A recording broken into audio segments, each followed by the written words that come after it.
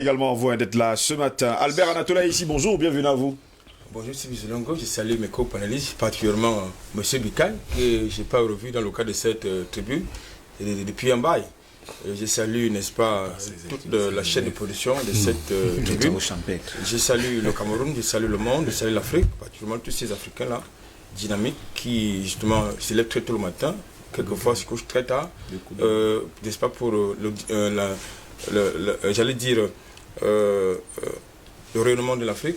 Je salue tous ceux qui nous regardent du côté de la Guadeloupe, du côté de la Martinique, du côté, n'est-ce pas, des Antilles françaises, c'est-à-dire de la Nouvelle-Calédonie par exemple. Mon coup de gueule ce matin, eh bien, en novembre 2020, M. Macron nous a promis, n'est-ce pas, qu'il était engagé dans un projet de restitution du patrimoine mémorial africain. Paradoxalement, beaucoup de naïfs l'ont peut-être cru, parce que dans le même temps, il y a une œuvre d'art camerounaise qui a été justement vendue, j'allais dire, qui a été adjugée à Paris à hauteur de 4,35 millions d'euros. Oui.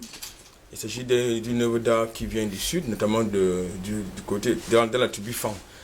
Dans la foulée également, ce sont les douaniers burkinabés qui ont saisi, n'est-ce pas, des œuvres d'art en provenance du Cameroun. Alors je pense que là, il va falloir que le ministre des Arts et de la Culture du Cameroun fasse son travail. Fasse son boulot, parce qu'il n'est pas compréhensible que les œuvres d'art qui, justement, sont le témoignage de notre patrimoine culturel se retrouvent au-delà de nos frontières. Ça pose quand même problème avec la sécurité de nos frontières. Et toujours, on parle toujours de ces frontières qui sont assez poreuses sur le continent africain. Paul est là, bonjour, bienvenue à vous. Je vous salue, Ngos Steve, plein de santé. Le Merci. bonheur est avec vous et avec tous ceux qui partagent ce plateau. Bonne fin de semaine, bon début de week-end à tous ceux qui nous écoutent. Et comme d'habitude, je suis à votre disposition. Monsieur Chris Foncière, le président Biya reprend la main. Que faut-il en attendre? C'est notre grande interrogation. Mesdames, messieurs, bienvenue à toutes et à tous. Voici le débat. Messieurs, le secrétaire général de la présidence de la République du Cameroun, Ferdinand Gongo, a saisi le 12 février dernier le ministre des Domaines, du Cadastre et des Affaires foncières, Henri Yébéaï, ici au sujet de la gestion du domaine privé de l'État. Le secrétaire général de la présidence de la République écrit à ce sujet d'ordre de Monsieur le Président de la République: j'ai l'honneur de vous répercuter ces très hautes instructions demandant que toutes les ventes ou attributions relevant du domaine privé de l'État, quelle que soit la superficie concernée, soit désormais préalablement revêtue de son très haut accord formel sous peine de nullité. En clair, la présidence de la République du Cameroun va désormais superviser les ventes, locations et cessions relevant du domaine privé, jusque-là gérées directement au niveau du ministre, il faut le dire, du domaine, du cadastre et des affaires foncières, en application du décret d'avril 1976 portant modalité de gestion du domaine privé de l'État. Selon l'ordonnance numéro 74/2 du 6 juillet 1974, le domaine privé dont parle le secrétaire général de la présidence de la République fait référence aux biens meubles et immeubles acquis par l'État à titre gratuit ou onéreux, aux terrains qui supportent d'ailleurs les édifices, constructions, ouvrages et aménagements réalisés et entretenus par l'État, aux immeubles dévolus à l'État, aux concessions rurales ou urbaines frappées de déchéance ou du droit de reprise, ainsi que les biens des associations dissoutes pour fait de subversion, atteinte à la sûreté intérieure ou extérieure de l'État, etc. Il faut également rappeler au mois de juin 2020, le cabinet d'audit Intelligence Patrimoine, mandaté pour la récupération du patrimoine public, a révélé que l'État du Cameroun est spolié tant dans le domaine public que privé. Eh bien, messieurs, mais ce qui apparaît comme réponse à cette situation suscite des interrogations.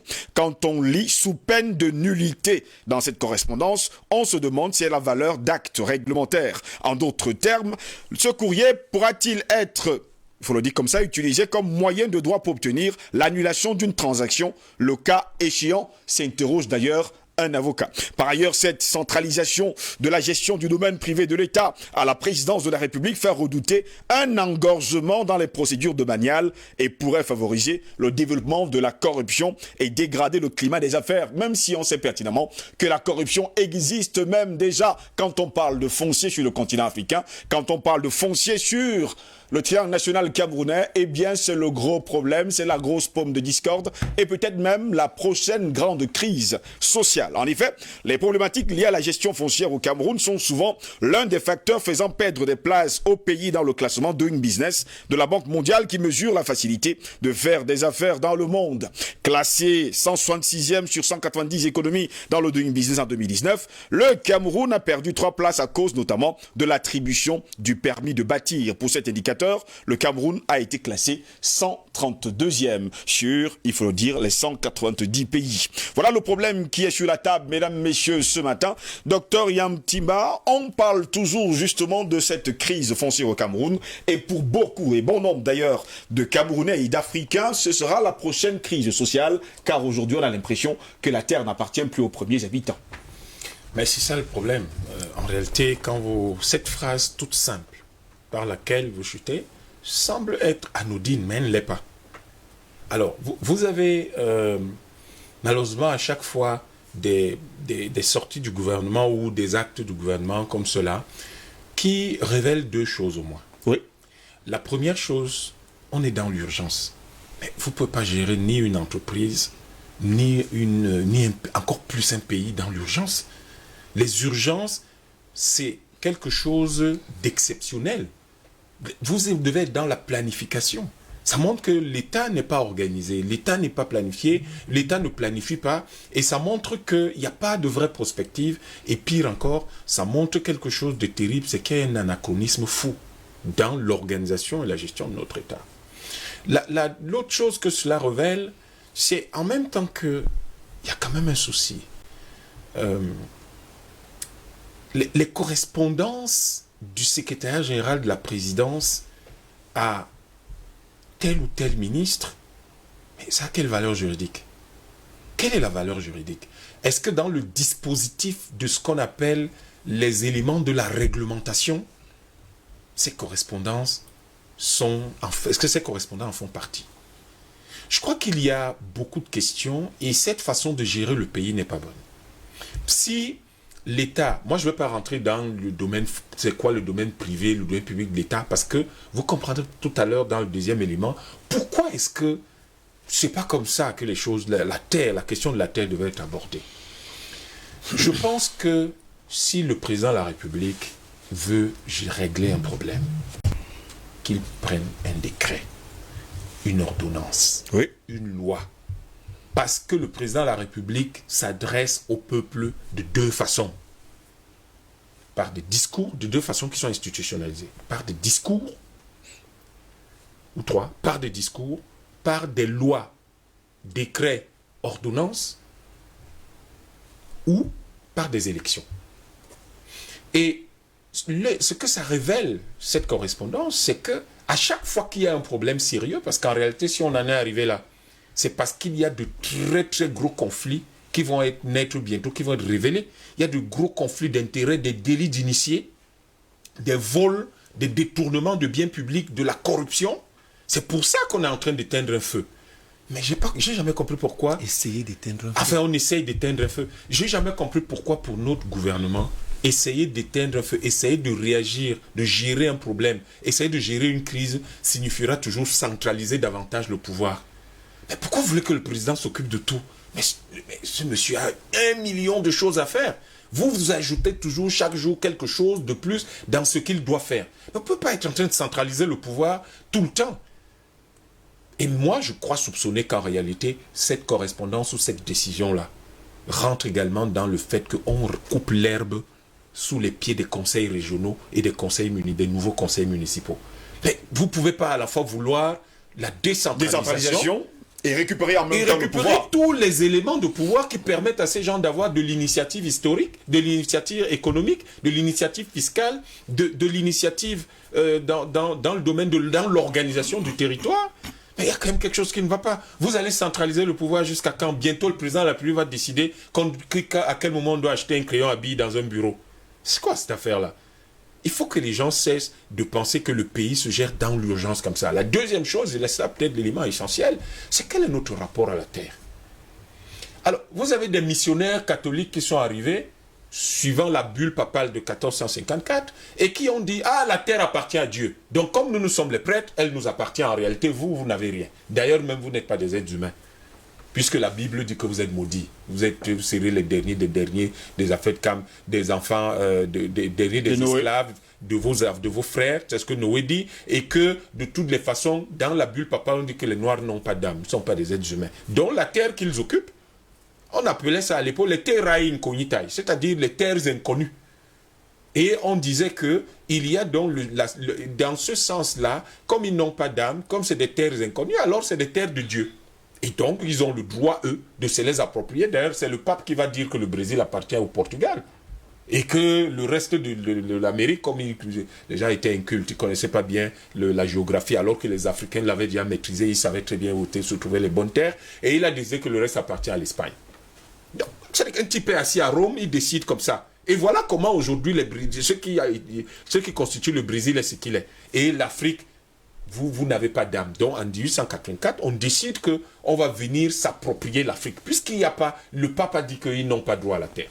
Et ensuite, il se trouve que cette définition coloniale de la terre, c'est elle qui aboutit à nos fameux concepts actuel de domaine privé de l'État et domaine public de l'État, dans lequel nos nations historiques, c'est-à-dire que vous et moi, mais mon grand-père Yambin Timba, mon arrière-grand-père Timbangom, mon arrière-grand-père Soranye, Lingwanga encore, tous ces gens-là, mais ils vivaient quelque part. Et ils avaient des propriétés sur un certain nombre, sur certains espaces. Aujourd'hui, les gens vont venir me dire que mon grand-père Yambin Tiba, il n'y a aucune terre qui lui appartient parce que la terre appartient à l'État. Mais quel État? Une affaire qui a 60 ans. Mais les Bassa existent depuis 200 000 ans. Quel est le peuple camerounais qui n'existe pas depuis au moins 200 000 ans? Les peuples africains sont organisés depuis 200 000 ans. Et puis des gens viennent, ils sont là depuis 60 ans, ils vous disent que non, en fait vous n'avez plus rien, c'est l'État qui... Ah, c'est à l'État qu'appartient la terre. Oui. Non, même pas gérer. Gérer peut être que ma chose m'appartient et vous gérez. Oui. Mais ils disent la terre appartient à l'État. C'est ça. C'est ça qui est dans notre constitution. La terre appartient à l'État. Donc, vous n'avez droit ni à la terre, ni au sol, ni au sous-sol. D'un pire, même au Cameroun, même l'air, vous ne l'avez pas. Parce que si vous voulez installer la moindre chose sur vos terres, si on découvre le moindre minerai sur la terre que vous donnez, pour lequel vous avez le titre foncier, vous êtes délogé. Parce qu'en réalité, vous n'avez aucun titre foncier. Vous avez une copie. Vous n'avez pas de titre foncier. Personne n'a un titre foncier au Cameroun. Alors, le processus par lequel, en réalité, on établit le titre foncier fait que l'État, chaque jour, consolide sa mainmise sur la terre. Parce que si vous n'avez que la copie du titre foncier, le titre foncier original appartient à qui? Mais à des gens à un monstre froid qui n'a pas de nom, qui n'a aucun visage. Et donc, vous avez des fonctionnaires qui s'asseyent et qui en disposent au gré de leurs intérêts, de leurs accointances, de leurs compromissions et de tout ce qui peut être leurs propres ambitions personnelles. La question de la terre est une question dangereuse parce qu'elle va faire que ce pays explose. Ce pays va exploser si on ne fait pas attention. Les gens pensent qu'il y a une crise au nord-ouest, mais c'est de la gnognotte. Ce qui se passe là au nord ou au sud, mais c'est la cour de récréation. Parce que quand le vrai problème va exploser, qui est le problème foncier dans ce pays? Oh, mais j'ai vraiment pitié pour les gens qui seront là. Si on ne règle pas ça avant. Et la proposition que nous faisons pour que ce soit réglé avant, c'est que le président cesse de gérer l'État de manière à l'urgence. Et qu'il n'y ait pas de correspondance qu'on envoie pour dire que l'État reprend. L'État n'a rien repris puisque les gens ont acheté. Et ils ont leur titre foncier ou alors ils gèrent les immeubles qui appartenaient à l'État. Aujourd'hui, la question de la terre doit devenir une question. La première chose qu'il faut faire, c'est que les communautés, les nations historiques du Cameroun doivent récupérer d'abord leur terre. C'est-à-dire qu'on dit que les Mundang, ils sont ici. Alors les Mundang, on dit voici le territoire des Mundang en 1884. Nous devons revenir à cette période-là. On dit les Baya, on dit quel est le territoire des Baya au Cameroun. On leur restitue leur terre. À partir de là, on fait un vrai contrat social. Parce que l'État néocolonial du Cameroun n'est fondé sur aucun contrat social. Est-ce que les Baya et les Mundans se sont assis pour dire qu'ils veulent faire un État? Pas du tout. Il n'y a pas de contrat social ici. Il y a juste un État qui nous a été imposé avec l'accompagnement, l'encadrement et la préparation de l'Église catholique qui aujourd'hui possède un pourcentage très élevé de nos terres alors qu'ils n'ont pas payé un franc et qui ne déclarent pas les impôts et font des centaines de milliards dans notre pays. Je crois que ça doit être l'une des plus grosses multinationales de ce pays et qui contrôle une bonne partie de nos terres, ce qui est anormal. Donc, il faudrait... Vous voyez que les problèmes de l'État reprend, le président reprend la main, en fait, il n'existerait pas à partir du moment où la terre devait être considérée comme le patrimoine des nations historiques. Et comme elle appartient aux nations historiques, l'État ne devait disposer de terres que sur la base de mise à disposition faite par ces communautés-là. La terre restant leur propriété inaliénable. Les entreprises qui auraient besoin de terre, ce serait le même processus, une mise à disposition par ces communautés. C'est tout.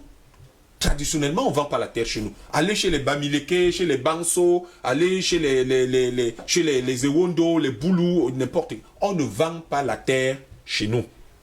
Traditionnellement, on peut vous donner un lopin de terre pour que vous et votre famille vous installiez. Et dans le cas d'un État moderne, on peut faire une mise à disposition pour l'État, parce que l'État veut construire un commissariat, un camp militaire, une école, etc., une sous-préfecture ou une mairie. Quand je parle de l'État, je parle de tous ces démembrements, le gouvernement, la région, la commune, etc. Et donc, en réalité, on n'assisterait pas à cette espèce de corruption généralisée où vous avez quelqu'un qui vient du centre, dans le littoral, il a 200 hectares qu'il a eu simplement parce qu'il signe un papier. Ou quelqu'un vient de l'extrême nord, il a 300 hectares dans le sud-ouest parce qu'il signe simplement. Ou quelqu'un vient du sud-ouest, il a 1000 hectares dans l'est parce qu'il signe juste un papier, il n'a même pas dépensé un copec. C'est quoi ce désordre? Pourquoi vous créez des conflits là où il n'y en a pas? Pourquoi vous suscitez de la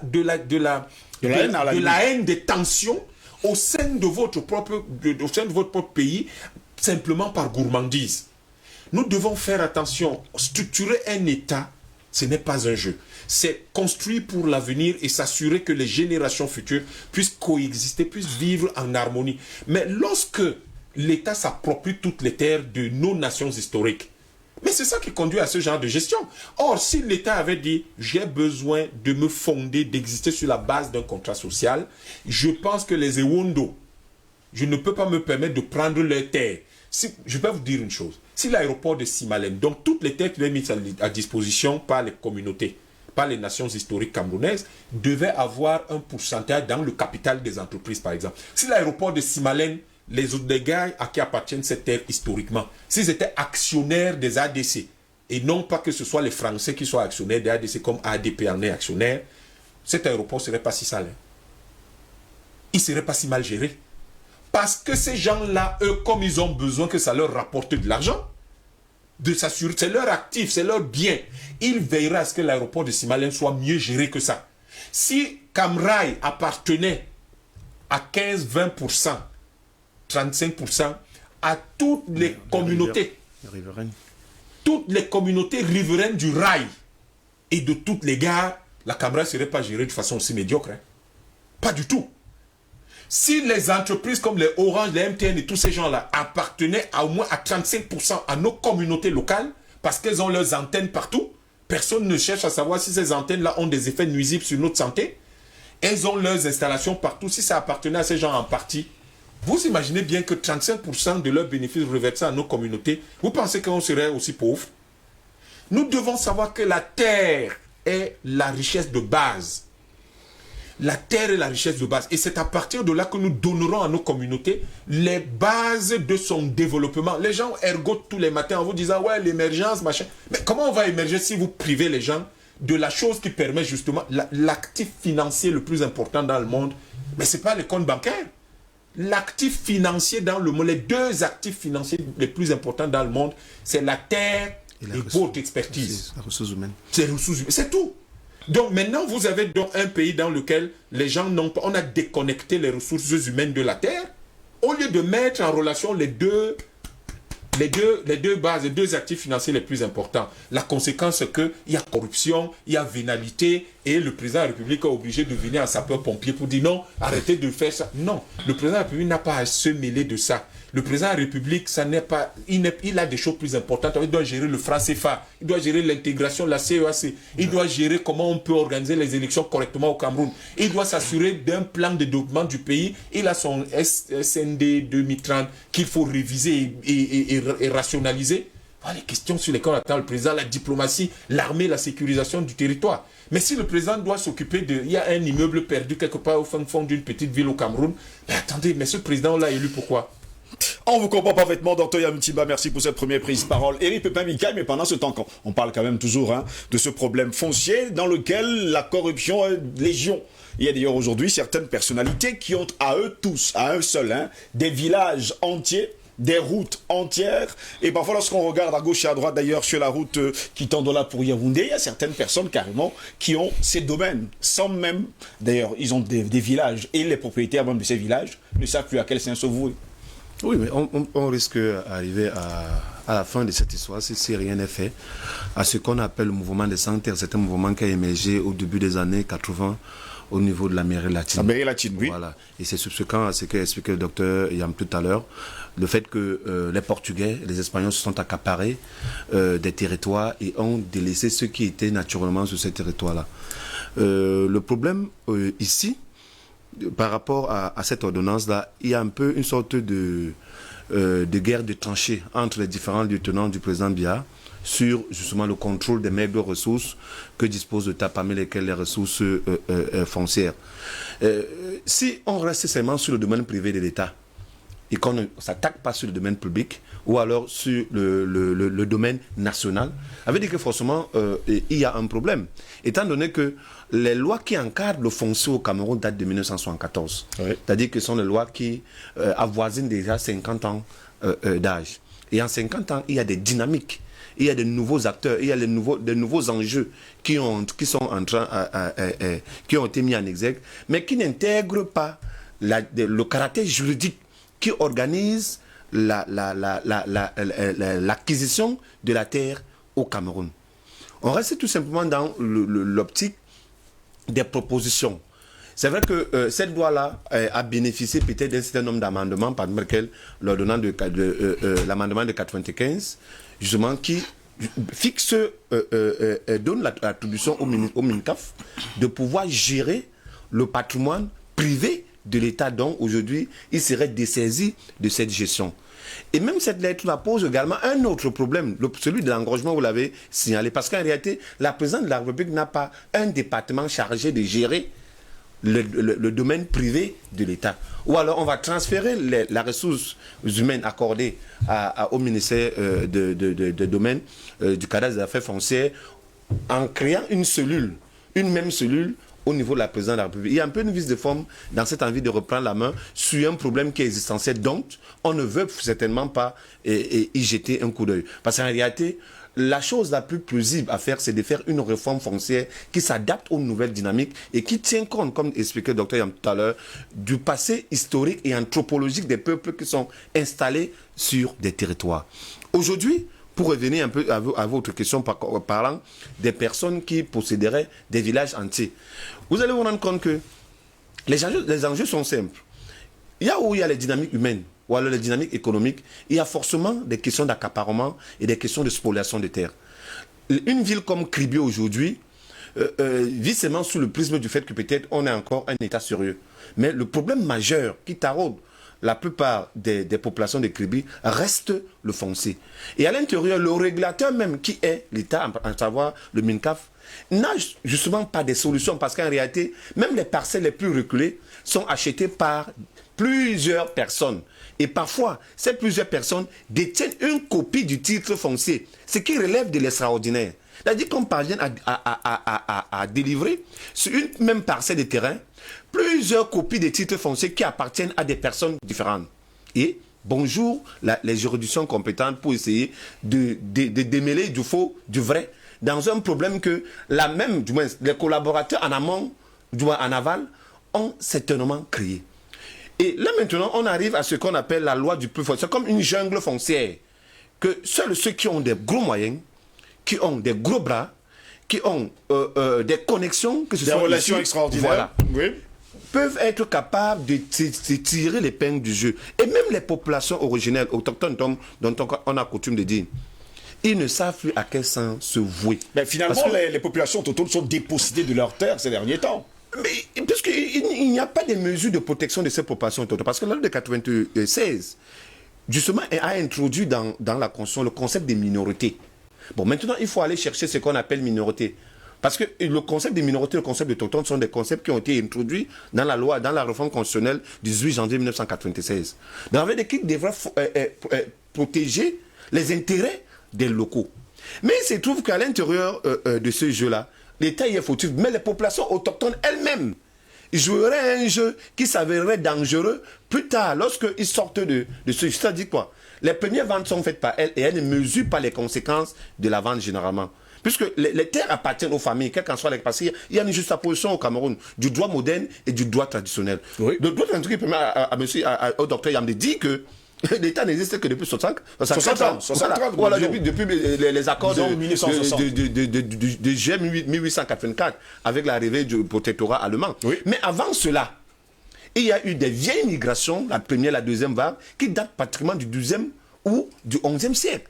Et ces migrations-là se sont opérées sur des sites qui sont aujourd'hui des sites anthropologiques connus, avec des frontières naturelles connues.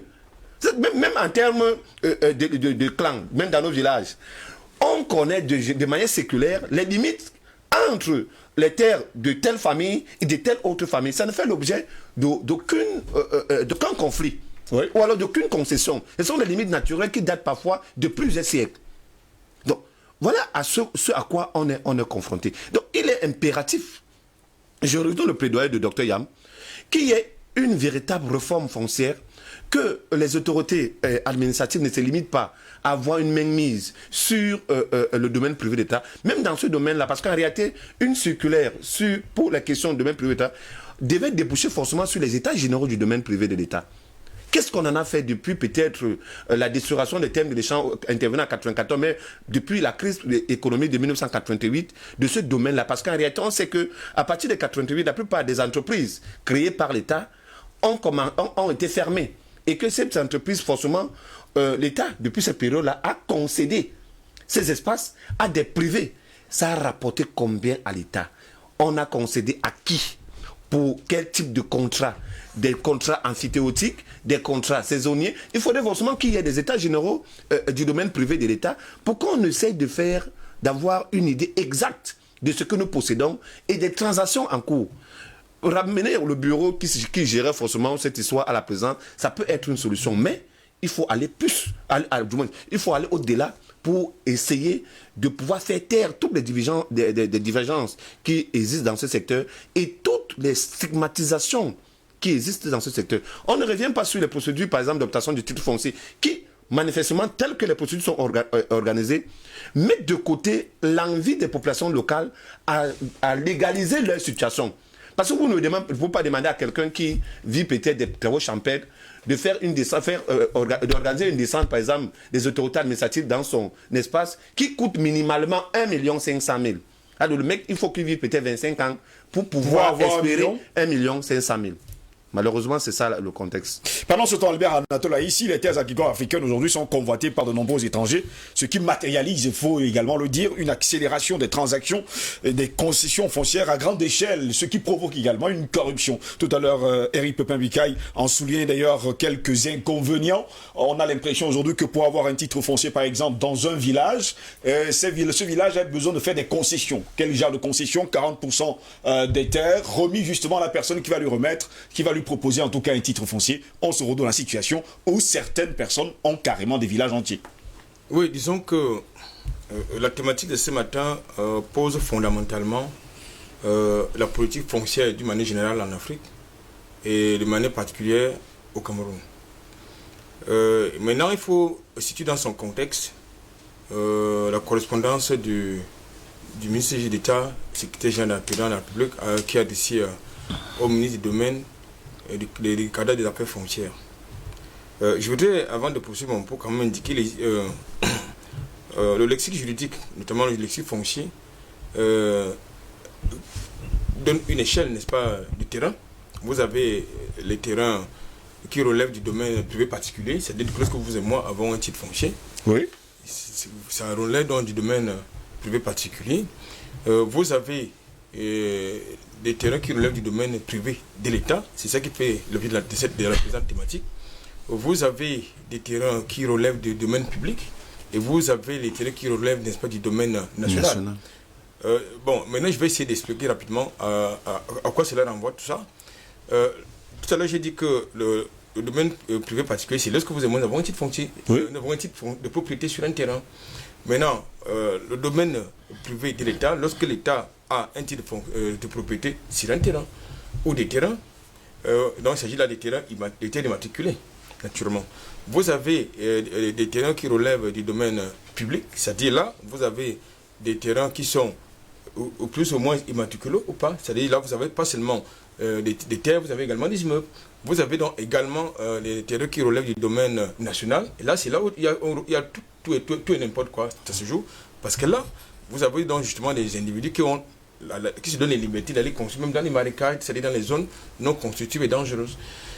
Maintenant, pour revenir à votre question, je pense que l'indiqué tantôt qu'il faut situer dans son contexte, n'est-ce pas, la problématique, je veux dire, la correspondance du SGPR ADC au MINCAF, pour dire qu'il s'agit d'un problème général, qui pose, comme je l'ai également indiqué, c'est-à-dire la politique foncière, d'une manière générale en Afrique, parce qu'il est inconcevable que la plupart des textes qui régissent justement la gestion foncière, autant pour moi, soient du copier-coller, n'est-ce pas, des textes de l'Hexagone, et qui datent de Mathusalem, parce que la plupart n'ont pas été vêtements réformés, qui ne prennent pas en compte justement le contexte et les dynamiques, j'allais dire sociologiques, les dynamiques économiques. Et la plupart, tout à l'heure j'ai entendu, on me dit qu'il n'y a que les ceux qui ont les moyens qui s'approprient les terres. Il y a également les débrouilleurs qui s'attribuent les terres, mais sauf que là également il y a des conflits, parce que lorsque vous avez des individus qui, par exemple, vont s'octroyer le port de terrain dans des zones compliquées, ça pose également un problème de la gestion, c'est-à-dire de l'absence de l'État. Parce qu'aujourd'hui, la sortie du SGPR, justement, montre à suffisant que dans le contexte actuel, notamment au Cameroun, cette correspondance intervient au moment où nous avons connu des crises, j'allais dire des manifestations des populations qui contestaient l'expropriation ou bien la spoliation de la terre. Et ça date d'au moins 10 ans. C'est-à-dire que vous avez des populations qui sont soit expropriées, soit déguerpies, parce que expropriées, ça veut dire que vous disposez d'un titre foncier, vous allez bénéficier, n'est-ce pas, des indemnisations.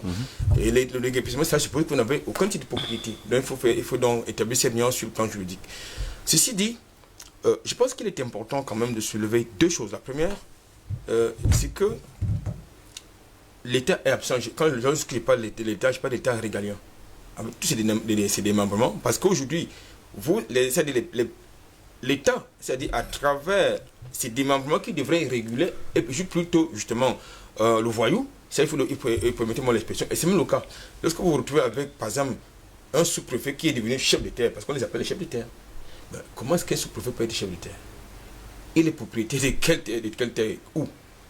Et pourtant, ces sous-préfets, justement, aujourd'hui, à Anatole ici, ont également des terres un peu partout. C'est ce que je suis sur le point de vous expliquer, que c'était un gros scandale. C'est-à-dire que là, vous avez des délits d'initiés, des conflits d'intérêts, la corruption, et tout ce qui va avec. Parce qu'il est inacceptable que celui qui a la responsabilité de réguler le fonctionnement de l'État en soit celui-là qui, justement, viole la loi. Qui justement, viole la loi, la piétine, et justement est compris même de cette violation de la loi. Il est également inacceptable que vous avez des individus. Comment un seul individu peut être détenteur de 50, 100, 200, 300 titres fonciers? C'est absolument inacceptable. Ça veut dire que là-dedans, il y a un gros problème. Quelquefois, sur le prétexte d'investissement, eh bien, les populations sont expropriées. C'est-à-dire que là où vous vivez depuis plusieurs siècles avec vos familles, eh bien, ne soyez pas surpris que le jour que vous rentrez chez vous, au village, vous soyez désagréablement surpris de constater que ce sont les Chinois qui sont justement les propriétaires désormais. Que l'État vous a exproprié ou bien vous a déguerpi pour utilité publique, pour cause d'utilité publique. faut donc justement, parce que c'est important, la loi, je crois que c'est la loi 95, dispose que normalement, les expatriés ne devraient pas avoir accès à la propriété foncière. Si oui, deux voies. La première voie, c'est les contrats d'attribution à court moyen terme, les contrats de concession à court moyen terme, ou alors les bails, les baux amphithéotiques. Justement, restons là-dessus, Albert Anatola, ici pour faire quand même savoir à nos téléspectateurs qui sont très nombreux, ces étrangers qui passent par des Camerounais, c'est eux qui sont devant, ils payent des terrains, ils payent même, il faut dire, des superficies extraordinaires pour venir remettre justement à ces expatriés. Là, je rejoins justement, votre question me permet de rejoindre justement Eric Pépin-Beka qui parle tout à l'heure de la réforme foncière. Parce que je voudrais quand même vous dire une chose. La plupart des titres de propriété qui ont été délivrés aux uns aux autres doivent être annulés. Il y a plusieurs titres de propriété annulés. Ça, il faut le dire. Il faut remettre certaines choses à plat. Je voudrais quand même vous indiquer que tout le quartier, par exemple, de notre aéroport appartient à un individu qui a un titre de propriété depuis des années 80. C'était un opérateur économique de la place, très connu de la place, membre du comité central de RDPC. Très influent. Et ça pose quand même un problème. Tout le quartier de nous, tu es un aéroport. Oui. Tout le quartier, belge et autres. Et la propriété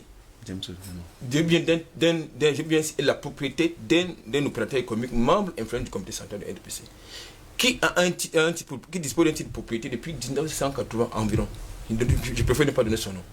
Donc, ça pose donc un problème.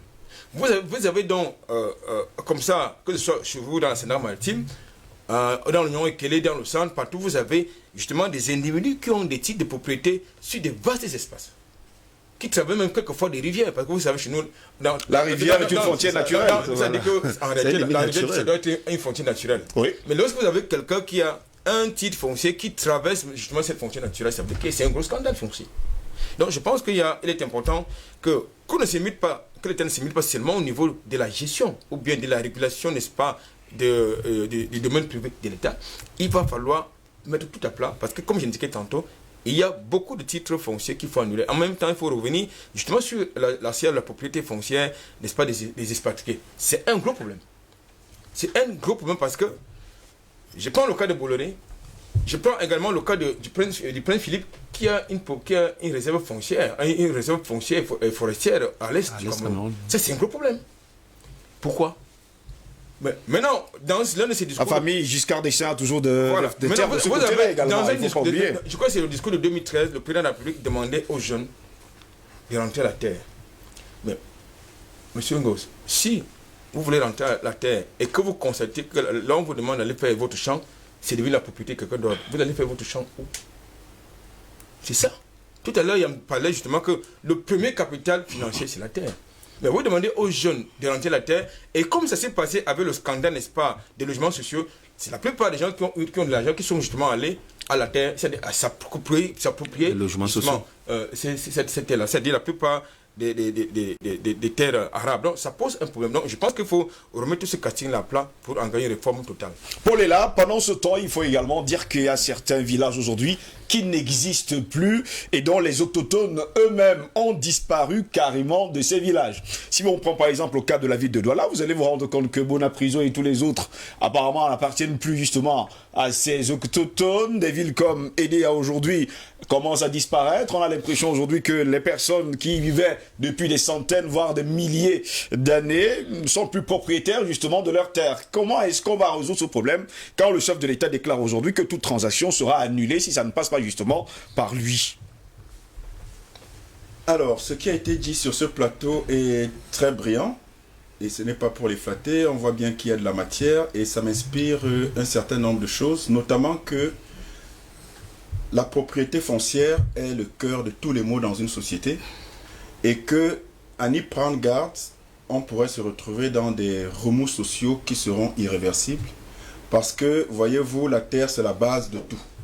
En réalité, pour parler même d'une nation, pour parler d'un pays, pour parler d'une économie, pour parler d'une prospérité d'un peuple, on commence où? On commence avec la terre. Donc, c'est la base de tout. Vous avez la terre, vous pouvez tout projeter. Vous n'avez pas de terre, il faut oublier, vous n'êtes rien et vous ne serez jamais rien. Mais les plus grandes conquêtes, prenez l'histoire, depuis l'Antiquité et même avant, qu'est-ce qui régissait les relations généralement conflictuelle entre les peuples. Qu'est-ce qui était la cause en fait des tensions et des conquêtes et de tous les intérêts entre les peuples qui suscitaient tout genre de problématiques de pouvoir? C'était toujours la terre, c'était les conquêtes.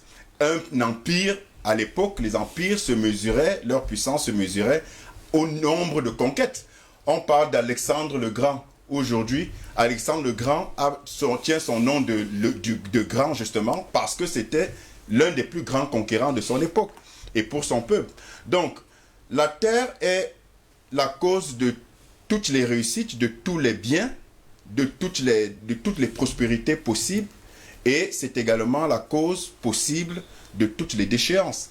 Donc, il faut faire très attention, et quand on se rend compte de l'origine, en fait, de notre législation foncière aujourd'hui, on se souvient tout simplement que c'est un vestige colonial, c'est l'héritage d'un vestige colonial.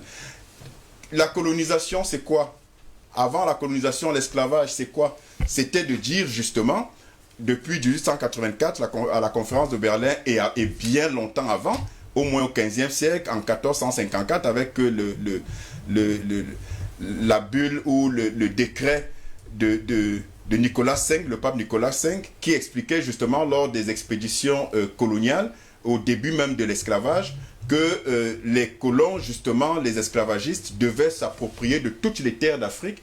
Et on a à la suite une série de théories fallacieuses et racistes qui consistaient justement à dire que nous, les Noirs ne possèdent rien, les Africains ne possèdent rien, et que eux-mêmes sont des biens meubles, à plus forte raison leurs terres.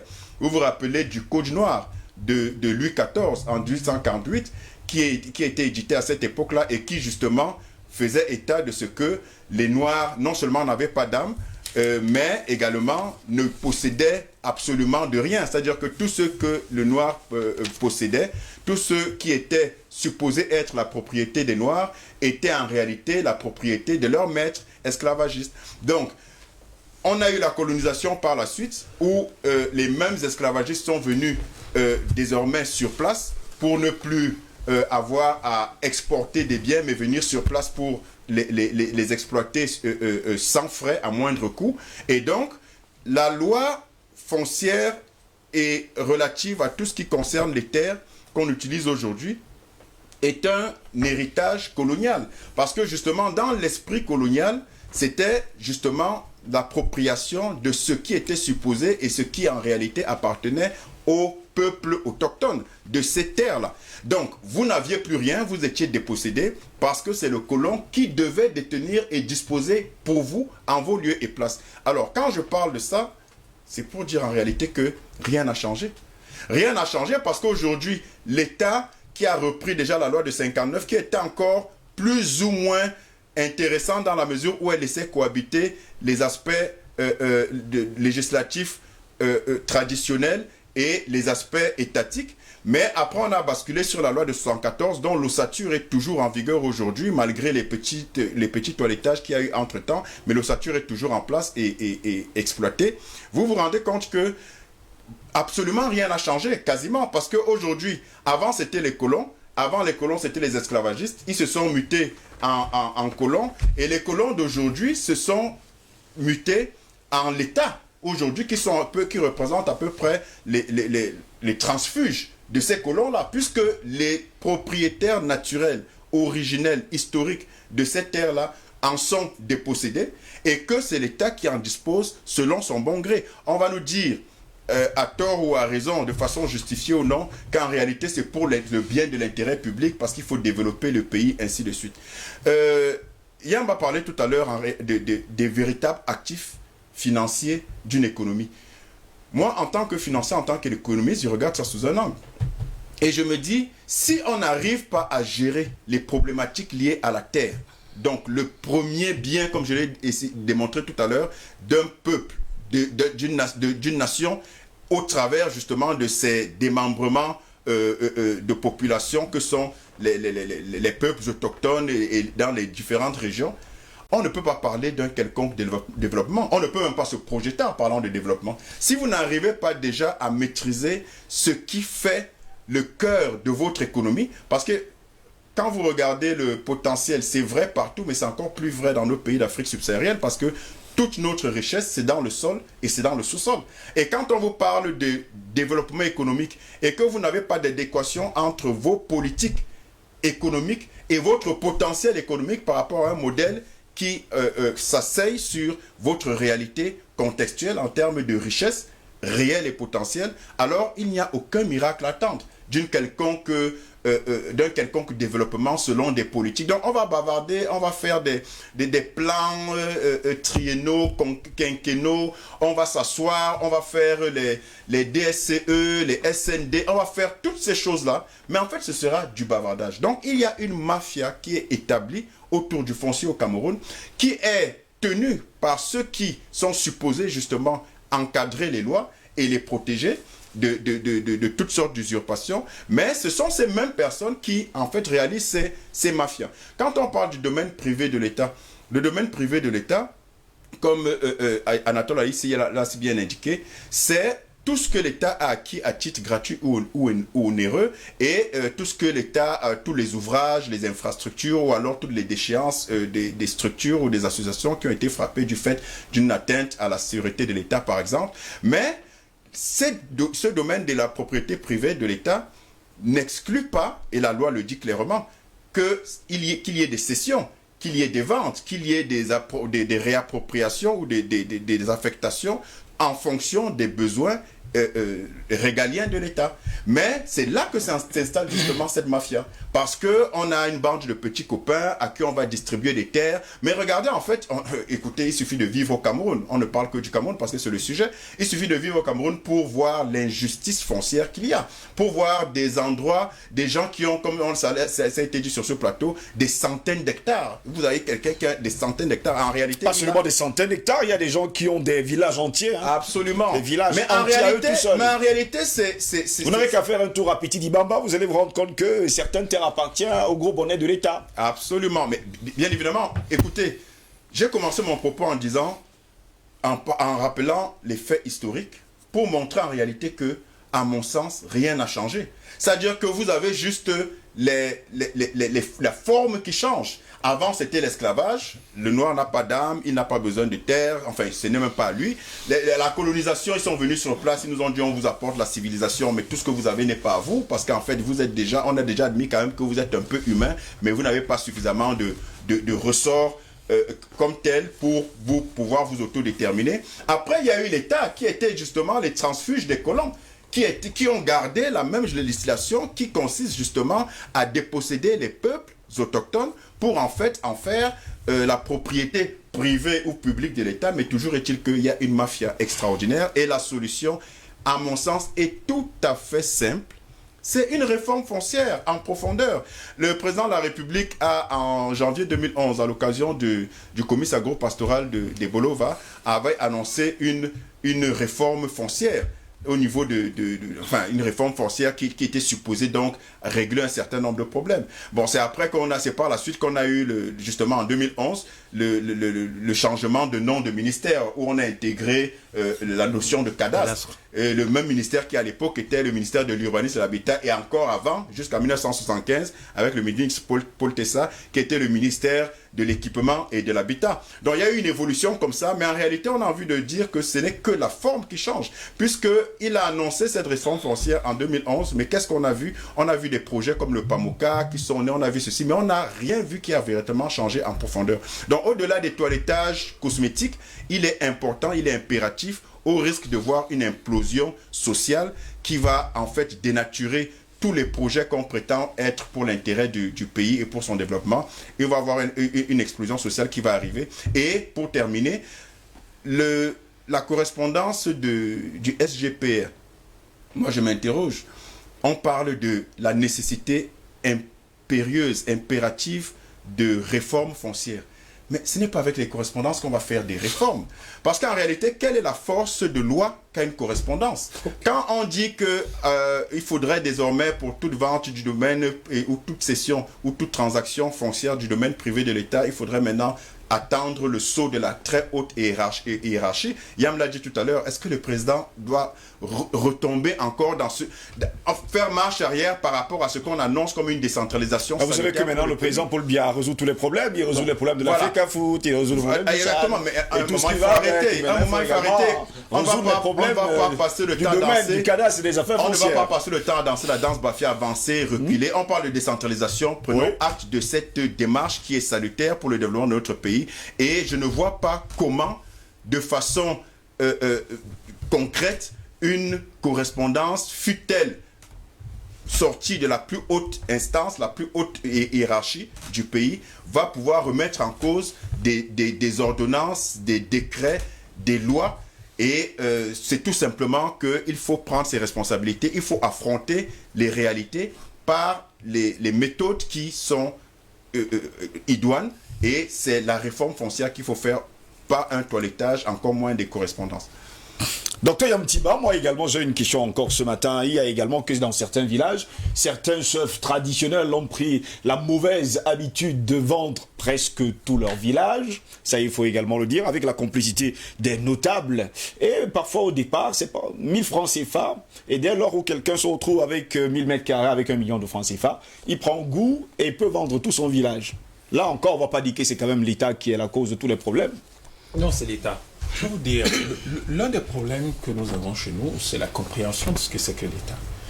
L'État, c'est la Constitution. La Constitution, c'est ce qui fait, c'est ce qui structure, organise la vie de notre collectivité nationale. La règle générale. La vérité est que nous devons savoir que tout ce qui se passe dans ce pays, si nous avons un enfant qui meurt quelque part parce que dans un hôpital, il y a de la corruption et il n'y avait même pas d'antibiotiques, c'est l'État. Le jour où nous aurons de vraies organisations de défense des droits de l'homme dans ce pays, les fonctionnaires là vont fuir. Parce que j'ai l'impression que les gens ne savent pas ce qu'on appelle l'État. Monsieur, vous êtes responsable de tout. Mais vous croyez que le président a pu son boulot, c'est quoi?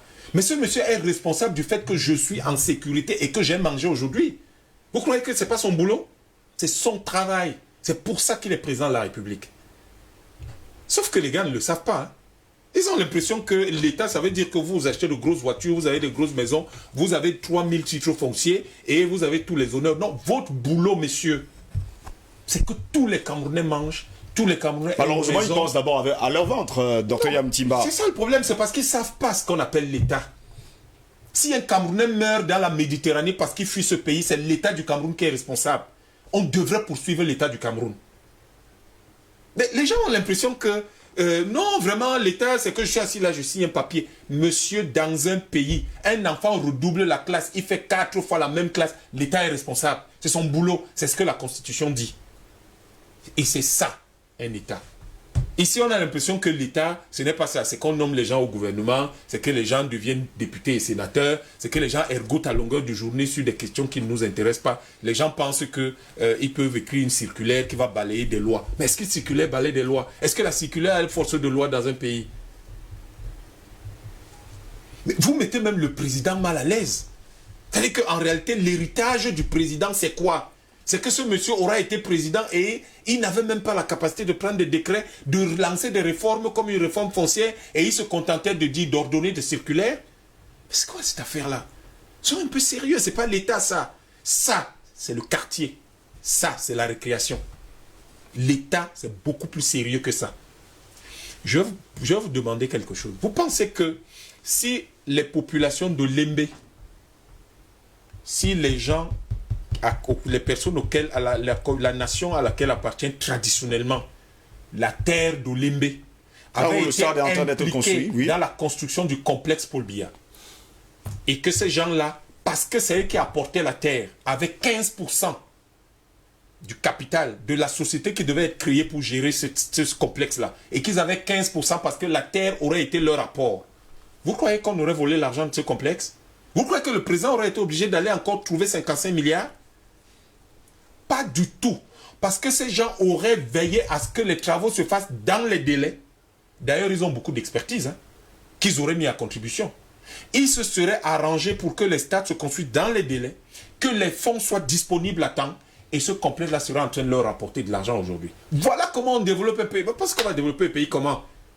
en faisant venir des gens, des Chinois qui vont cultiver du riz. Imaginez que là, on crée les Chinois, les terrains à l'est, et dans le centre, là, ils cultivent le riz, personne ne sait ce qu'ils font. Imaginez que les exploitations agricoles des Chinois, là, que les gens, les personnes auxquelles appartiennent cette terre-là, on leur avait obligé à créer une entreprise, et que ces gens-là avaient 35% de cette entreprise agricole. Pourquoi qu'il y aurait des problèmes? Les exploitations forestières, là, où il y a les problèmes tous les jours, il n'y a même pas de route. Vous croyez que si les populations des gens là auxquels appartiennent cette terre, ils avaient 35%, vous croyez qu'il y aurait tant de problèmes? Si Valéry Giscard d'Estaing ou le prince Philippe, ou je ne sais pas qui a une réserve ici, à qui on le lui... Si ces gens-là, c'était une entreprise et qui contrôlait 35% de cette affaire, vous croyez que ça se passerait comme ça? Le problème, c'est qu'il faut qu'on change notre façon de voir la terre. Nous devons cesser de regarder la terre comme des colons. Les gens regardent les fonctionnaires du Cameroun et les parlementaires du Cameroun regardent la terre comme des blancs qui arrivent et qui estiment que c'est une terre inconnue, une terre vacante et sans maître. C'est comme ça qu'ils regardent la terre chez nous.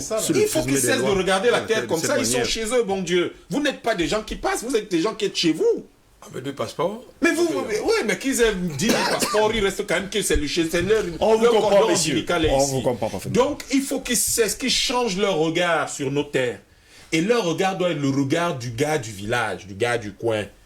Ça doit être le regard du fils de la terre, là. Comme disait Aimé Césaire, le fils du pays natal. C'est le regard que vous posez sur votre terre, votre affaire. À partir du moment où vous regardez la terre comme ça, que vous ne la regardez pas comme un bourguignon, un villageois de Bourgogne qui arrive ici, qui pense que, ou un villageois je sais pas moi, du Stratfordshire, qui arrive chez vous et qui dit, ah mais voilà, c'est une terre vacante et 100 mètres, donc je vais prendre ça comme ça. Mais vous regardez cette terre en disant, moi je suis un mannequin. Eh ben, je suis Bangante, je suis Banso, je suis Mundang. Attention. Mais, hein, vous dites, là, messieurs, quand on parle d'Olembe, moi je suis Ewondo. Vous ne mettez pas n'importe quoi. Quand on dit on veut faire le stade de Pumpumre, vous dites au gars Fali, il dit ah non, attention, ça c'est la terre de mes ancêtres. On ne fait pas n'importe comment. Et on ne vient pas faire le désordre chez moi. À partir du moment, vous croyez qu'il y aurait des problèmes comme on en a partout là? On vient, on installe la Sonara quelque part. Vous croyez que si la Sonara appartenait à 35%, même à 15% seulement, comme c'est une infrastructure industrielle, à 15% aux gars de Limbe, vous croyez qu'il y aurait des problèmes là-bas? Il n'y aurait aucun problème parce que ces gars veilleraient à ce que ça marche. Mais on a exclu les gens, on décide de déguerpir. Vous déguerpissez les gens, vous êtes qui? Vous les envoyez où? Vous êtes qui? Vous les envoyez au sur Mars. L'État qui dit qu'il a le domaine privé, il a acheté ça où? L'État a acheté les terres qu'il dit lui appartenir là où? À qui? Quand vous avez un État à gérer, vous devez être sérieux. Vous devez être sérieux. L'État a acheté les terres à qui? Des gens qui ont les organisations des droits de l'homme qui nous fatiguent tous les jours là. Ils ne peuvent pas défendre les gens dont l'État aujourd'hui déclare la propriété de la terre. L'État a acheté la terre à qui? À qui? Est-ce qu'avant que l'État ne soit là, la terre là n'appartenait pas à quelqu'un, l'État l'a acheté à qui? Et on se lève un matin, on commence à vous dire que non, vraiment, il faut que l'État reprenne la main sur le domaine privé. Quel domaine privé? Vous l'avez eu comment? Parce qu'avant d'aller dire que les titres fonciers des gens sont faux ou vrais, vous-même là, les vôtres, vous avez eu comment? Justement, qui vous a vendu la terre? Parlant de ces titres obtenus, il faut le dire souvent, hein, frauduleusement. Mais comment vous l'avez eu? Et il y a beaucoup de... Doit-on pas justement annuler tous ces titres fonciers obtenus frauduleusement aujourd'hui? Oui. Alors le problème aujourd'hui, c'est que les gens se sont engouffrés dans la brèche et continuent à regarder la terre, comme je vous l'ai dit, comme un petit Européen qui arrive ici sur des terres vacantes et 100 mètres en tant que colon.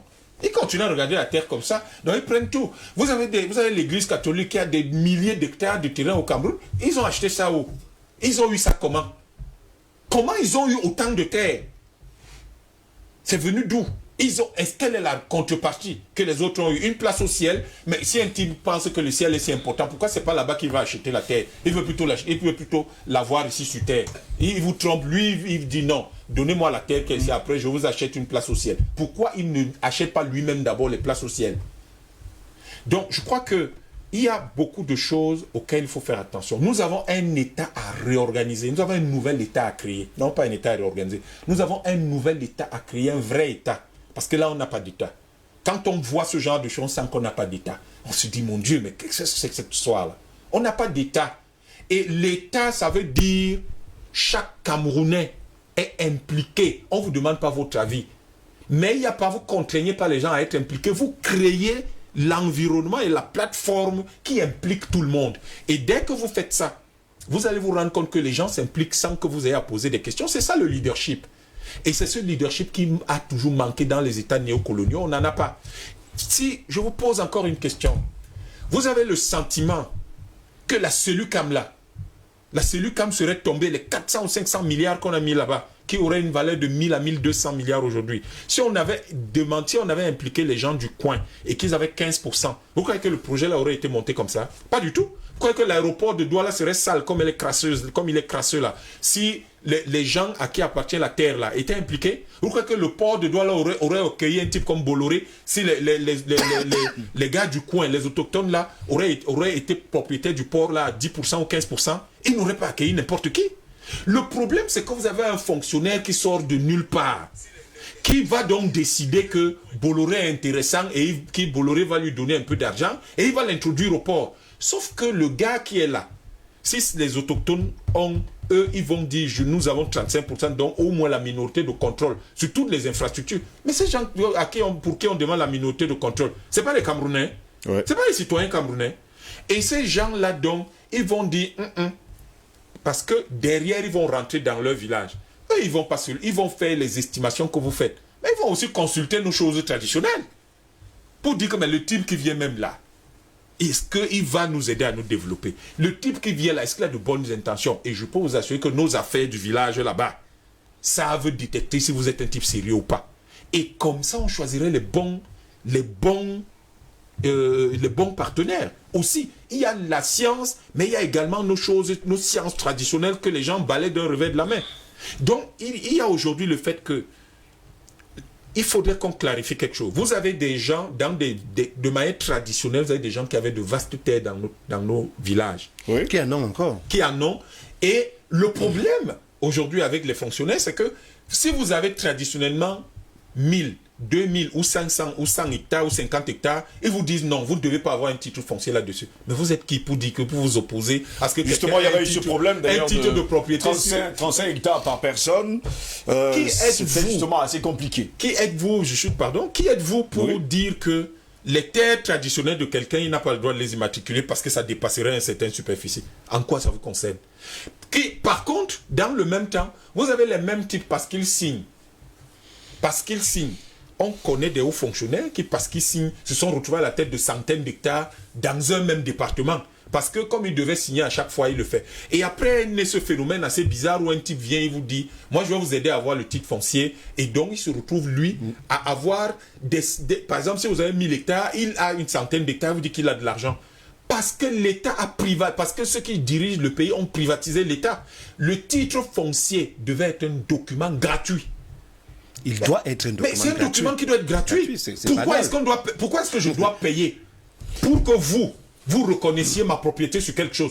Est-ce que je dois vous payer, monsieur Ngos, pour que vous sachiez que mon nom c'est Yambé Ntimba? Pas du tout. Pourquoi est-ce que je dois alors payer pour qu'on reconnaisse que la terre de mon grand-père est mon que vous avez existé, ton grand-père est quelque part. Quelle est cette affaire-là? On vous comprend parfaitement, messieurs, le temps que j'ai parti. On va aller rapidement rapidement au pas de course, si la réaction nous permet d'avoir encore 15 minutes. Eric Pépin Mikaï, comme le déclarait d'ailleurs Dr Yamtima il y a encore quelques instants, voilà donc le problème là où il se trouve, parlant justement de ce titre foncier, il faut l'acheter, il faut le payer, on ne sait pas en fait ce que ça signifie, tout ça pour déclarer au fort que telle chose m'appartient forcément. Non, il faut savoir que la Constitution, comme a dit le Dr Yam tout à l'heure, c'est l'ensemble des règles qui constituent une société. Oui. Et les règles ne sont pas forcément mises sur pied. En 10 minutes, monsieur. Voilà, pour servir une catégorie de personnes. Si vous regardez un peu la bulle pétrolière aux États-Unis, notamment dans l'État du Texas, vous allez vous rendre compte que là-bas, les gens sont propriétaires de leur espace. Et on a découvert du pétrole sur les espaces. Et ils sont entrés directement en joint venture. Mais est-ce que toutes les terres sont d'ailleurs vendables, Eric Pépin? Non, attends, j'arrive avec des entreprises qui exploitent le pétrole parce qu'eux, ils n'en exploitent pas. Ils ont signé des accords. Ils ont donné quitus à ces entreprises d'exploiter le pétrole. Et ils attendent tranquillement leur pourcentage. Ça veut dire que tout le monde est gagnant. L'industriel et le propriétaire, de la terre. Donc, pour notre contexte à nous, de titre foncier. Il faut qu'on sorte un peu de l'esprit de Napoléon, du conquérant, du dominateur. Du chef le de terre. titre foncier, si c'est un outil de codification de la société, doit être un document gratuit, comme l'acte de naissance. Parce que ça indique un peu les marqueurs d'identité. Et il n'y a pas meilleur marqueur d'identité que la terre. Parce qu'en réalité, elle ne nous appartient pas. La terre appartient à l'embryon. Et l'embryon est une histoire de sang, de manière séculaire. Donc on ne peut pas complexifier cette existence anthropologique sur le prisme du respect des lois coloniales. À côté de cela, il ne faut pas oublier de dire que, comme le docteur en parlait tout à l'heure de l'Église catholique, Jomo Kenyatta, le père de Uhuru, l'ancien président kenyan, a utilisé cette phrase assez parlante. Il dit, lorsque les Blancs sont arrivés en Afrique, ils nous ont appris à prier. Lorsqu'ils sont arrivés en Afrique, nous on avait les terres, eux ils avaient la Bible. Ils nous ont appris à prier les yeux fermés. Quand on a ouvert les yeux, eux ils avaient les terres, donc les bonnes. Et nous avions la Bible. Donc nous sommes dans cette logique-là que les administrateurs veulent faire tous les efforts nécessaires pour rendre les citoyens voyous. Parce qu'en réalité, le chef traditionnel qui vend les terres, avec la complicité des notables, c'est qu'en qu'en réalité lui-même, il ne sait pas comment il peut faire pour se prévaloir d'être propriétaire de cette terre-là. Du coup, il devient un gestionnaire des terres au niveau local, mais en réalité, c'est un voyou qui peut céder ses terres aux plus offrants et aux premiers venus. Donc, il est urgent de réformer, de faire une réforme foncière au Cameroun, mais davantage de rendre le titre de propriété gratuit. Ça permettra à ceux-là qui sont des propriétaires d'aller lever des actifs sur le marché financier afin de venir investir. De toute façon, nous sommes sur Terre dans l'optique de rechercher le développement. Et on ne recherche pas le développement en croisant ses bras. On recherche le développement en s'appuyant sur un socle. Le socle premier, le capital actif, c'est la terre. Pendant ce temps, Albert Anatola, ici, je vais vous raconter une anecdote. Il y a dans un village, ici même, à Douala, un chef de village qui prend d'abord l'argent entre les mains de ses propres frères pour, après, il faut le dire comme ça, vendre, vendre leurs terres pour qu'on puisse leur rembourser. En fait, il est prêt à vous octroyer pas mal de dettes, enfin, je ne sais pas comment vous appelez ça, pas mal d'argent. Et lorsqu'il va partager les terres, eh bien, vous serez obligé de le rembourser. On est toujours là dans les paradoxes sur le continent africain. Non, disons que là, vous soulevez la problématique, n'est-ce pas, de l'aliénation du droit coutumier. Oui. Oui, parce que lorsque aujourd'hui nous parlons de la réforme foncière, on doit également questionner même l'actualité, n'est-ce pas, de l'actualisation du droit coutumier. Parce que lorsque vous voyez par exemple les chefs de terre que nous appelons les sous-préfets, les préfets, qui déchoient, n'est-ce pas, c'est un notable du droit coutumier, c'est terrible. C'est quelque chose à ne pas comprendre. Et les populations sont exactement complices de cette situation, soit par ignorance, soit par cupidité. Parce qu'il y a deux situations qui se présentent dans la gestion de la foncière au Cameroun et d'une manière générale en Afrique. Vous avez d'un côté le DOL. Oui. Il y a vraiment le DOL foncier, qui est vraiment extraordinaire, qui existe de manière extraordinaire. Et avec la complicité justement de ces fonctionnaires du cadre des domaines des affaires foncières, voilà. Tout ce que ça comporte. Oui, parce qu'il est quand même extraordinaire que vous vous retrouvez avec trois individus qui ont le même titre foncier sur le même terrain. Il y a un problème. C'est possible. Maintenant, le problème que vous soulevez, c'est un problème de culture. C'est-à-dire que vous avez quelqu'un que lui, il a les moyens, d'autres qui ont les moyens. Qui n'ont pas les moyens. Qui n'ont pas les moyens. Prend l'initiative. Il fait l'octroi de l'argent en attendant justement la répartition des terres. Il fait donc de la manipulation. On appelle ça les facilitateurs.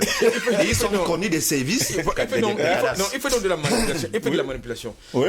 Il y a une grande famille là qui existe du côté de Japon là. C'est plusieurs familles avec des sous-familles, mais ils ont tout vendu. Ils ont tout vendu. Même les tombes de leurs frères. C'est quand même assez amusant. Ils ont tout vendu. Et là également, c'est de la responsabilité de l'État parce que l'État doit pouvoir réguler. J'ai jamais envie de dire que par rapport à la réforme que nous questionnons, en tout cas que nous souhaitons, il est important que l'État attribue des quotas de vente pour ceux qui veulent vendre la terre. Parce que quelquefois, vous pouvez aussi vendre votre terrain pour résoudre un problème. C'est possible. Mais il ne faut pas tout vendre. Et quelquefois, ils vendent même à combien? Moi, je connais un cas du côté de Douala. Quelqu'un qui a vendu à un haut responsable de la présidente de la République, s'il vous plaît, il vendait un hectare à combien? Vous savez combien? Allez-y, vous allez me le dire. À 10 000 francs. À 10 000 francs un hectare. Un hectare. C'est du jamais vu. Alors, non, ça c'est sérieux, non, c'est sérieux ce qu'il dit là. Moi, j'ai vu des gens vendre Je dis bien, un mètre carré à 500 francs. Je dis bien un hectare à 10 000. Et vous, non, je dis bien un hectare à 10 000 francs. En bas là, c'est bien, c'est un haut responsable de la présidence de la République, peut-être même le signataire de cette correspondance. Mais à ce moment-là, Albert Natola, ici, doit-on annuler justement ces titres fonciers? Tout à l'heure, je l'ai dit, qu'il y a beaucoup de titres fonciers à annuler. Il y a beaucoup de titres fonciers qu'il faut remettre à plat. J'insiste quand même là-dessus. Je dis bien, il y a des titres fonciers qu'il faut remettre à plat. Vous avez des gens qui ont des titres fonciers dans les cimetières.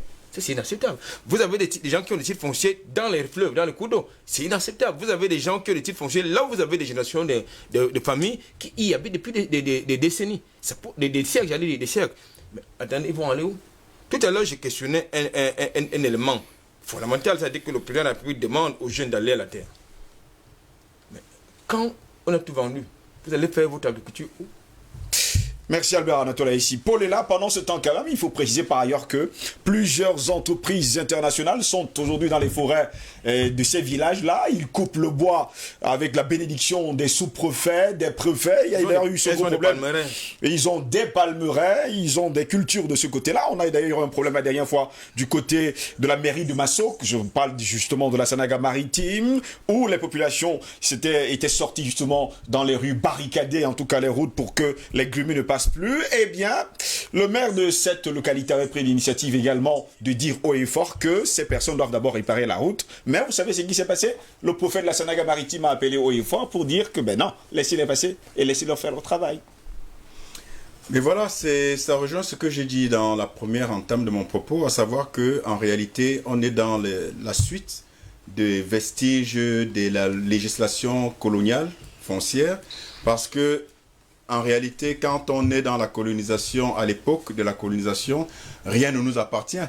Donc, vous avez ces multinationales qui aujourd'hui se sucrent, se servent, parce que justement, le système de transfuge colonial est encore en vigueur et leur profite encore et toujours, puisque ces multinationales-là sont une forme de néocolonialisme économique qui leur profite et que favorisent justement nos autorités, dont la plupart sont malheureusement des personnes vénales, qui n'ont d'intérêt que leur seul ego, et ils se moquent bien de l'intérêt public.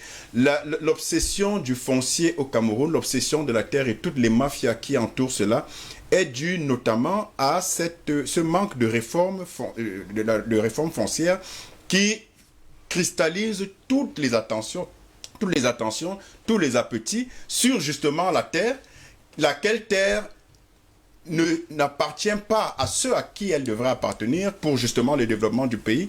Et quand on parle aujourd'hui de la problématique du franc CFA et donc de la servitude monétaire, mais le franc CFA, la monnaie donc, si tant est qu'on peut considérer que le franc CFA c'est une monnaie, est le pendant, le reflet, je l'ai souvent dit ici, est le miroir d'une richesse réelle, matérielle. C'est-à-dire qu'en réalité, quand on parle de monnaie, la monnaie n'est que l'expression d'une valeur matérielle. Oui. Et donc, parce que vous ne pouvez pas, si j'ai une terre et que vous avez, je sais pas moi, des vaches, un troupeau, et que j'ai besoin de vaches, je ne vais pas porter ma terre pour vous la donner. Donc, il faut un élément de transaction qui est donc l'argent, oui, et qui est donc la monnaie.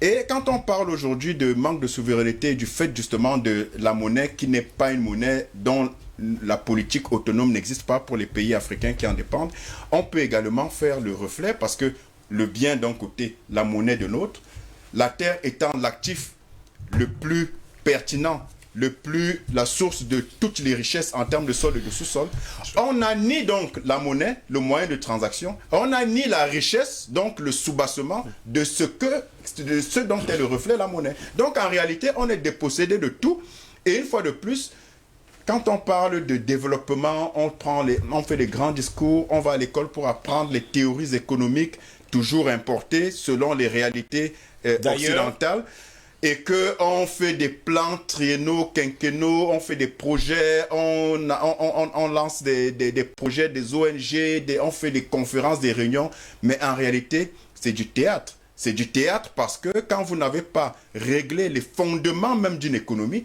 tout ce que vous faites, c'est du saupoudrage et ça n'enrichit et ça ne satisfait, ça n'arrange que que la petite élite qui ne représente même pas 0,1% de la population, qui continue de se sucrer et qui a intérêt à faire perdurer cette réalité législative qui est un héritage colonial, parce que justement, précisément, c'est eux qui s'assurent que cette réalité-là ne change pas, parce qu'ils en tirent tous les intérêts. Et ce n'est donc pas étonnant quand vous me racontez cette histoire parce que c'est de la mafia, oui, de mafia foncière où on vend à des multinationales. Mais en réalité, regardez toutes les multinationales qui sont au Cameroun. Regardez comment elles se plantent. Regardez les hectares et les hectares de plantations dans nos pays. Ils appartiennent de bois coupé. Hein, regardez l'appropriation des terres au Cameroun par les Chinois. On vous vend des... J'ai entendu parler d'une histoire récemment, un autochtone de, je pense, la vallée d'Untem, si mes souvenirs sont bons, en tout cas dans le sud, qui était scandalisé. Il vit à l'étranger, peut-être que s'il nous écoute, il va se reconnaître. Il vit à l'étranger, mais il a des activités ici et il est en train de vouloir revenir parce qu'il a des grands projets agricoles, ainsi de suite. Il m'avait sollicité dans le cadre de mon expertise financière parce qu'il fallait monter un business plan, ainsi de suite. Mais au bout d'un certain temps, il était très dynamique, très engagé. Et après, plus d'appels, il n'en parle plus. Et je l'appelle un jour pour dire, mais ton projet, tu étais tellement engagé, mais qu'est-ce qui se passe? Il est même venu au Cameroun pour ça. Il me dit vraiment, petit frère, parce que c'est un aîné de loin, il me dit, je suis abattu. Ce qui se passe dans mon pays me dépasse. Je dis, mais comment ça? Il me dit, non, le site où on avait prévu plusieurs, des centaines d'hectares, on avait prévu donc de développer le projet. C'est un projet agroalimentaire. Ben, je m'étais entendu déjà avec les chefs du village et tout, mais j'avais même commencé je les avais intéressés, parce que justement, il ne leur a pas donné de l'argent, mais ils les avaient intéressés dans le projet de société, justement, avec des pourcentages dans le capital. C'est une approche. Et il me dit... C'est la meilleure approche d'ailleurs même. Mais eux, ils ne comprennent pas ça, justement. Non, c'est la meilleure approche. Mais eux, ils ne comprennent pas. Et il me dit donc, justement, et je termine, et il me dit donc, justement, que... Et c'est ça la leçon de l'histoire, la fin de cette histoire. Et il me dit justement, et ça répond précisément à votre question, qu'il est arrivé, il part de son pays d'adoption où il vit, résidence, pour venir, donc son pays de résidence, pour venir au Cameroun par rapport à un projet qu'il négocie depuis 2-3 ans. Je pense que le docteur a été victime, il sait ce que... Et donc, quand il arrive, on lui fait savoir que ce n'est plus toi. Non, pourquoi? Pourquoi? Parce qu'il y a des Chinois... Pas un plus de francs seulement. Il faut bien dire les choses comme elles sont. Des Chinois qui ont donné 100 000 fois plus que ce que eux-mêmes, les vendeurs, se seraient jamais imaginé. Mais là, ce n'est plus dans l'intérêt de la communauté, parce que lui, son projet, c'était pour pérenniser les intérêts de la communauté, parce qu'ils étaient partis prenants. C'est un projet agricole qui allait apporter des emplois. Le savoir-faire local. Mais eux, ils ont vendu, ils ne savent même pas ce que les Chinois vont en faire. Et voilà en fait la réalité, et ça répond à votre question. Merci. Malheureusement, on reste dans cette mafia et les gens restent obnubilés par le gain facile et rapide, parce que justement, on reste dans les vestiges coloniaux de cette législation financière qui n'a plus de raison d'être. Et pendant ce temps, il y a également des chefs de famille qui s'accaparent des terres, hein, de leurs neveux, de leurs oncles, enfin, de tout ce que vous connaissez, là encore. Donc c'est un peu de tout. On est dans cet imbroglio. On espère qu'on reviendra sur ce sujet dans les jours à venir. Permettez-moi, monsieur, avant de conclure, lire 2 ou 3 messages. Bonjour DBS, vu l'état des choses dans notre pays, c'est tout à fait normal que la présidence de la République gère la terre en attendant le ménage. L'éraré, le panafricaniste qui nous a écrit ce matin. Bonjour Steve et bonjour à tous vos invités de marque. Cette affaire de terre là, Steve, c'est la vraie magie. J'ai une haine profonde contre les expatriés qui s'accaparent des terres au détriment des Camerounais. Ces terres auraient pu être valorisées par les Camerounais eux-mêmes. Nous avons du potentiel, mais qui n'est pas valorisé. Je me demande toujours qui anime l'esprit de nos dirigeants qui préfèrent favoriser les expatriés. Sérieux Steve, quand j'entends que les Chinois produisent du riz sur des centaines d'hectares et qu'au Cameroun depuis des années on n'arrive pas à valoriser la culture du riz, j'ai mal de la façon avec laquelle nos villages, le siège de nos traditions, là où nous allons nous ressourcer, c'est la magie Steve. Cette affaire de terre me fait trop mal. Si on pouvait même chasser tous les expatriés, le mal est plus profond que ça Steve, l'égoïsme de certains dirigeants véreux qui n'ont d'amour que pour leur ventre et tout ce qui va avec. Tous les secteurs au Cameroun sont aujourd'hui problématiques. Cette personne ne nous a pas laissé son nom, autant pour moi. Bonjour Dibier, ce matin, coup de chapeau à monsieur Yamb. Quelle expertise. Le jour où je serai président, je ferai de vous mon conseiller spécial. C'est Max 21 qui l'a dit, pas moi. Bonjour, bien le bonjour à vous, monsieur Steve Ngossi, à tous tes prestigieux invités. Eric Pépin Bikaï, Paulela, Dr Yam, Triple A. Et à tous vos techniciens d'Ibier sa matinale, je tiens à féliciter le brillantissime journaliste que vous êtes, mon cher Ngos. Vos thèmes le démontrent suffisamment, champion. Le sujet de ce matin, waouh, je dirais comme quelqu'un que si on explique le Cameroun et que tu dis que tu as compris, c'est que tu n'as absolument rien compris. Les véritables responsables à ce niveau sont nos dirigeants, de leur président, ministre, gouverneur, préfet, sous-préfet, chef de village, chef du quartier, Tessira. Tous ont le gros cœur, l'Anaconda et les autres Camerounais, comme nous sommes leurs locataires, et cela est inacceptable. Nos présidents vivent dans une autre planète. Il est déconnecté de la réalité du quotidien des Camerounais. C'est Rigobert Godin. Excellente journée à vous. Merci. Rigobert Godin Niemek qui nous écrit depuis la France. Bonjour Steve et un bonjour au docteur Yaberi Pépin Bigal Paul est là. Et 3A, nous devons comprendre que la crise foncière dans notre pays est devenue un gros business pour les hommes fortunés. La plupart sont toujours membres du système. Avec l'accord de leur hiérarchie, nous avons vu à Mondovision du côté de Yaoundé, au niveau du palais des sports, où une femme avec un titre foncier en bonne et due forme qu'elle avait branlé avait été dépossédée de son terrain parce qu'il y aurait eu des gros voleurs de la République, où l'actuel président régional du centre à une époque avait envoyé des engins déloger la concession. D'après certaines sources, le terrain avait été cédé à un ancien ministre aujourd'hui en prison qui lui-même l'a cédé à un autre homme propriétaire d'un groupe de médias. On ne saurait dire qu'il existe une grosse arnaque et une escroquerie abusive relativement aux terres dans notre pays. L'État doit se dessaisir des problèmes fonciers pour confier cela aux communes, d'où la décentralisation qui a toujours fait les débats et cela mérite d'être complémenté aujourd'hui. Bonne journée à vous, c'est Franck Olivier qui nous écrit. Ici même à Douala, il avait pas mal de choses à dire encore. C'est beau et tout est dit. Merci également à vous. Bonjour Steve, juste dire, monsieur le docteur Yab a été percutant dans ses analyses. Merci aux autres analystes ce matin. Merci également à vous. Bonjour Dibier, je salue tous vos panélistes. Je vous prie que de m'ajouter dans votre groupe WhatsApp. C'est Boris. Eh bien, le groupe WhatsApp, je commence à croire qu'il est plein. Bonjour le panel, bravo docteur Yab pour ses brillantes analyses claires, édifiantes, réalistes et très constructives. L'Afrique en général et le Cameroun en particulier ont besoin des hommes sages comme vous pour pouvoir se développer. Merci à tous et merci à tous les panélistes pour leurs analyses. Je suis très édifié par vos analyses. Merci. C'est Abdou Karim qui nous écrit depuis Antananarivo. C'est à Madagascar, la grande île. Joanne, voilà, c'est Joanne depuis Baganté, hein. Elle a tenu justement à nous redonner son nom ce matin. Vous étiez très nombreux à nous écrire, hein. Yamadou Kidé depuis Nouakchott, Bekada qui est là également depuis la Suisse, Kwame depuis la Nouvelle-Calédonie. Vous êtes nombreux à nous écrire. El Hadji également qui nous a écrit, mais nous ne pourrons pas lire tous vos messages ce matin, messieurs. C'est ici que va s'achever cette autre édition de l'IBS Matin, la dernière du genre. Je vous dis merci d'avoir été là, docteur Yam. Non, le temps est parti. C'est terminé pour aujourd'hui, monsieur. Juste une information. Je voulais inviter la direction de renseignement extérieur à se plancher sur les personnes qui servent d'intermédiaires par rapport à l'acquisition des terres pour les multinationales. Merci. Vraiment, surtout la percée chinoise par rapport à la possession foncière au Cameroun. Le temps est parti et je pense que votre information est passée. Merci docteur. Merci beaucoup, mais toutes nos paroles sont des paroles de paix. Oui. Des paroles également pour sauver l'héritage d'un président qui est certainement au soir de sa vie et de sa fonction. Il faut qu'on fasse un peu plus attention. Merci. Merci également à vous, Eric Pépin. Vous avez votre temps de parole. Albert Nathalie, merci d'avoir été là ce matin. Écoutez, Steve, je ne saurais sortir cette émission sans poser une question. Est-ce que les ambassades et le Conseil de France au Cameroun, est-ce que ils ont un titre foncier? Est-ce que l'ambassade des États-Unis, est-ce qu'ils payent leur taxe foncière? Est-ce qu'ils payent leur taxe foncière? Merci en tout cas. J'espère qu'ils vont nous répondre dans les jours à venir. Paul est là. Merci d'avoir été là ce matin. Merci. Moi, je dis merci à tous ceux qui nous écoutent de par le monde. Merci à tous mes co-panélistes. Ils m'ont fait apprendre beaucoup de choses aujourd'hui. Ils sont bien capés en matière intellectuelle. C'est vraiment des lumières de la sagesse et de la connaissance. Et Steve, je ne saurais partir sans t'arracher 2 petites minutes pour rappeler que c'est donc demain le début de la grande messe de la connaissance panafricaine qui correspond à une série de séminaires, de conférences à partir de 11h jusqu'à 17h avec une pause café. L'entrée est libre. Les inscriptions sont arrêtées parce que elles se sont arrêtées hier parce qu'on a atteint la limite du nombre de places et chaque samedi nous aurons le même événement avec des thématiques différentes et avec tous les intervenants que vous voyez sur nos plateaux tous les jours. Et donc, venez nombreux pour les prochaines fois. C'est arrêté pour cette fois-ci. Et à très bientôt pour les rendez-vous panafricains de la connaissance. Tous les samedis à Bonamou Sadji de 11h à 17h.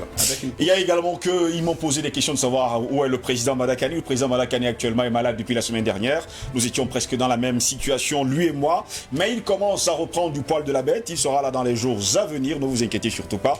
Il nous l'a promis. Tout ira pour le mieux au cas où il va recouvrer justement sa santé. Pour vous également qui nous avez écrit en nous faisant comprendre qu'on a enlevé 10 BS de votre câble, ou alors de votre connexion, prière de demander justement à vos câbleurs de vous donner justement une explication là-dessus. Mesdames, messieurs, c'est ici que s'achève cette autre édition de DBS Matin. Au plaisir de vous retrouver dimanche prochain dans le cadre de Feu Vert. N'oubliez surtout pas, le premier des droits de l'homme, c'est la liberté individuelle, la liberté de la propriété, la liberté de la pensée, la liberté du travail. Finalement, la propriété privée nous a rendus si stupides et si bornés qu'un objet n'est nôtre que lorsque nous le possédons. Et de quelle manière nous le possédons-nous? Telle est la grande interrogation. En tout cas, il faut le dire, la propriété foncière est la mère d'inégalité et surtout de brutalité. Bonne journée à toutes et à tous, bon week-end et à dimanche dans le cadre de Feu Vert. Au revoir.